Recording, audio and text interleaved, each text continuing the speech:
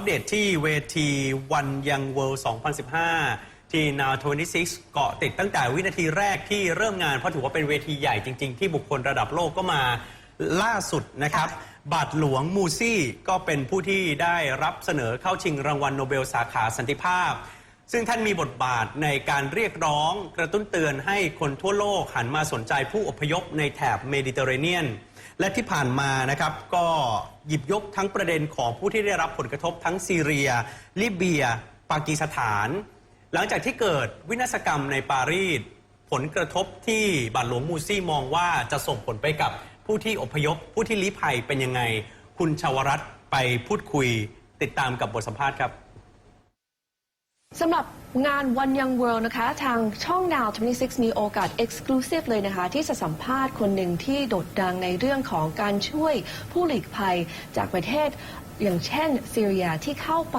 ที่ยุโรปค่ะตอนนี้นะคะเราจะคุยกับ Father Musi Zira สวัสดีค่ะ Hello Father Hello I wish I could start with something light and something happy but because of the situation in the world right now I must ask you you've seen the situation in Europe and the migrants going to the region now with the recent terrorist attacks in Paris how has it affected the situation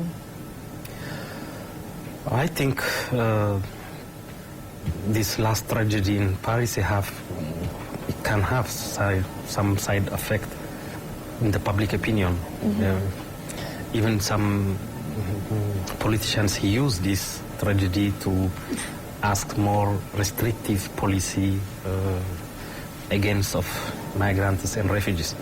But I believe the civic society in Europe is more open because many of these people escape from war, from persecution, from dictator. So the European people, he understand. He can distinguish between refugees and this kind of attack. Is not linked. That's interesting that you say that the people in Europe know the difference between those who really need it and can differentiate between these terrorist attacks. We've had, the openness of the French people after the attacks, but then at the same time you have people in the United States who say that, after this attack, we're not going to possibly accept refugees into their country. But that is a minority. Minority. Yeah. In the long term, what do you think the ultimate goal is? Because there's going to be more and more people flowing into the shores of Europe from this conflict. Is it the ultimate solution to just open the doors, or is there something concrete that must be done? Yes, I personally propose to the European Commission 3 steps of intervention. The first is long-term solution. That means we need to go in the root of the problem, in the origin country of these people, to find a solution of the problem who caused now this exodus. That is long-term solution. Yeah. But we need even a short-term solution to find safety area for them, even in the neighbor country.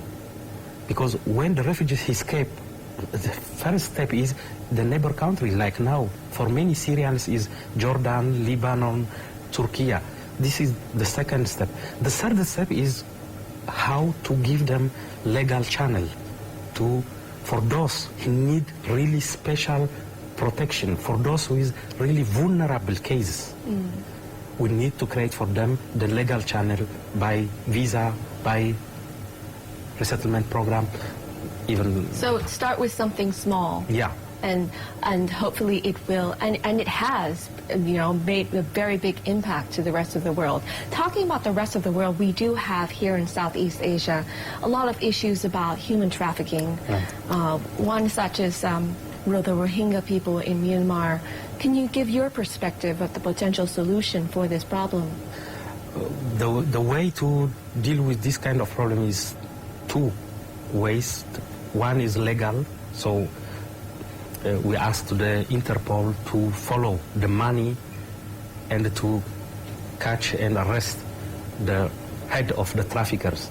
This is one way. The second way is necessary to give information, formation for those people who is in risk to become victim of human trafficking.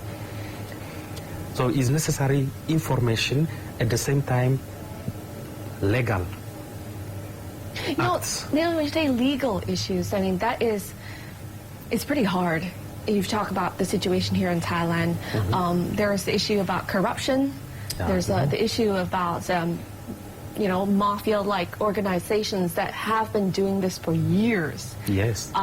There's the politics between different countries saying, "Oh, it's not our problem. It's your problem. No, it's not our problem. It's your problem." How to figure through all that out? I mean, yes, give those information to those people, but the system is so ingrained. Yeah, so why we need, if we really want fighting against of the traffickers, we need to give for those people he's linked or who is in risk to become victim of traffickers. We need to give them alternative way to survive, alternative way to travel, alternative way to rebuilding his new life in this area. Without that, it's not possible to fight. Very difficult. Yes. But I have to say, you are remarkable. You actually gave your number publicly for refugees to contact you directly. Talking to the youth here in Thailand, what is your advice for them in tackling this issue? It's possible to do even here for these people who is a risk to be victim of human trafficking.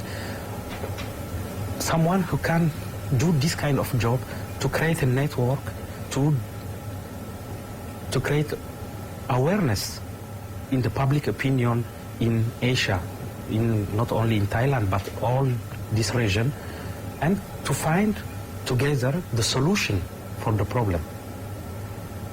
So just open your mind. Yeah. Open your heart. Yeah. Thank you so much for your welcome. message here. I think we've gained a lot from you, and we're so happy that you've been with us here. ขอบคุณมากค่ะ Thank you you so much. และนี่คือ Father Musi Zere นะคะกับ message ที่สำคัญจริงๆคือว่าความจริงถ้าเกิดจะมีอะไรที่จะมีเปลี่ยนแปลงนะคะในประเทศไทยหรือว่าในภูมิภาคในอาเซียนในเรื่องของการค้ามนุษย์ เราแค่เพียงที่จะเปิดใจของเรารับเขาและก็จะได้เห็นมีความเปลี่ยนแปลงเกิดขึ้นค่ะ